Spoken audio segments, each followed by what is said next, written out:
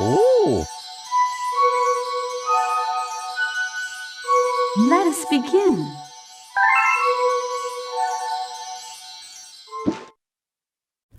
Chapter 1. The Celestial Duo.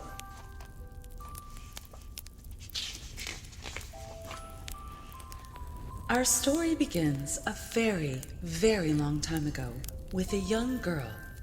One day, this girl spotted a rusted spaceship holding a small star child.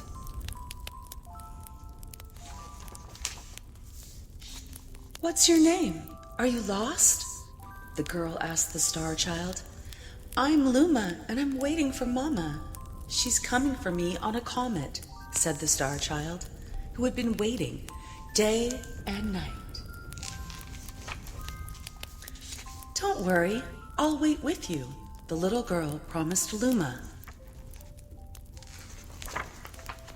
At nightfall, the little girl borrowed her father's telescope and peered into the sky. She looked and looked, but she saw nothing. Hours turned into days and then years, but still the sky revealed nothing. Finally, the little girl sighed and said to Luma, "If we stay here looking much longer, I'll be an old lady soon." But then she had an idea. "Why don't we go out there and find your mother ourselves?" The girl and Luma fixed up the rusty spaceship, and then the two set sail into the starry sky. And this is how the search for the celestial mother began. Chapter 2. Star Bits. Days passed with no sight of the comet, or even a single planet. Instead, asteroids extended for as far as the eye could see. "Oh, if I had known it was going to take this long, I would have packed more jam," said the little girl above the rumble of her belly.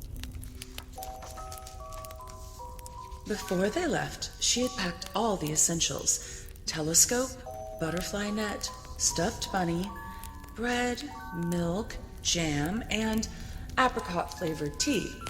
But I forgot to bring water!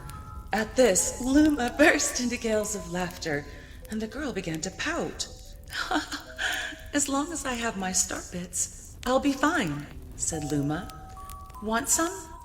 The little girl couldn't stay mad after hearing this. Luma continued to laugh, and the girl couldn't help but join in. "All right, maybe just a nibble." Leaning far out of the ship, the pair began to collect star bits with the girl's net. They almost fell out a few times, but they kept on collecting. The star bits tasted like honey. Chapter 3. The Comet. A beam of light pierced through the ship's window. Thinking it was the morning sun, the girl peered through the window, only to find a turquoise blue comet shimmering at her. The little girl shook the sleeping Luma awake and shouted excitedly, "We have to get that comet!" The pair descended on the comet and found that it was made of ice. They looked high and low, but Luma's mother was nowhere to be found. Exhausted, the little girl sat down with a flop, utterly unable to take another step. "Look!"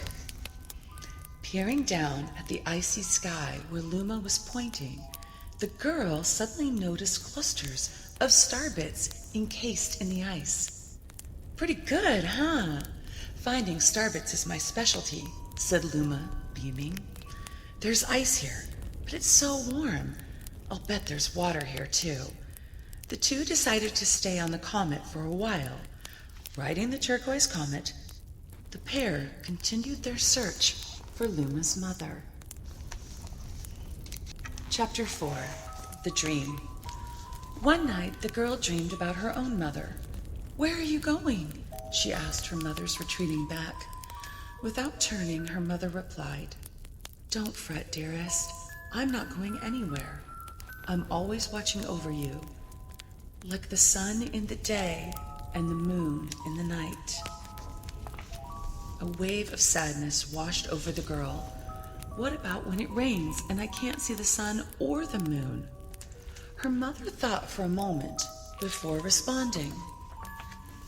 I will turn into a star in the clouds and wait for your tears to dry. When she awoke, the girl's face was damp with tears. You have star bits in your eyes, said Luma to the girl. Wiping her face, the girl replied, These are tears, not star bits. I'm crying because I'll never see my mother ever again. At this, Luma began to cry too. Mama! Oh, Mama! Oh. The pair traveled through the starry skies, and though they encountered many other comets, not one of them held Luma's mother. Luma was despondent. Now, Luma, the rain clouds won't go away if you keep crying, the girl said, giving Luma a squeeze. I'll give you a present if you stop. The girl closed her eyes and said gently, I'll take care of you. With these words, she felt a small spark in her heart. Chapter 5, Home. The kitchen will go over here, and the library will go over there, the girl said busily to herself. We'll put the gate here. Ever since the girl took Luma under her care, she'd been bustling about at a feverish pace.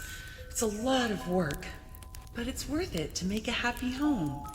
It turned out that star bits weren't the only thing buried in the ice. There were tools and furniture unlike any they had ever seen, and the girl used them to build a home.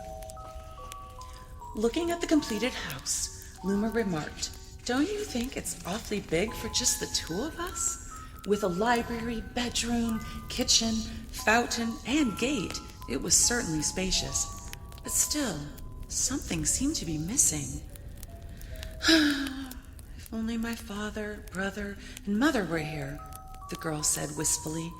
Indeed, the house was too large for two small residents. That night, clutching her favorite stuffed bunny close to her heart, the girl fell asleep in the starship. Chapter 6, Friends. Then one day, while the girl sat sipping tea, a tiny apricot-colored planet appeared on the horizon. From the planet, another Luma of the same color emerged. Do you two know each other? The girl asked the two Lumas gleefully. Despite the girl's excitement, they seemed uneasy. The two Lumas neither drew closer nor backed away from each other. Instead, they just stared. Then one Luma broke the silence. My mama! My mama! At once, the apricot Luma parroted back. My mama! My mama! My mama! My mama! The two Lumas began to dance around the girl frantically, and neither showed any sign of stopping. The girl was so charmed by this adorable scene that she couldn't help but laugh. And that's when something very strange happened.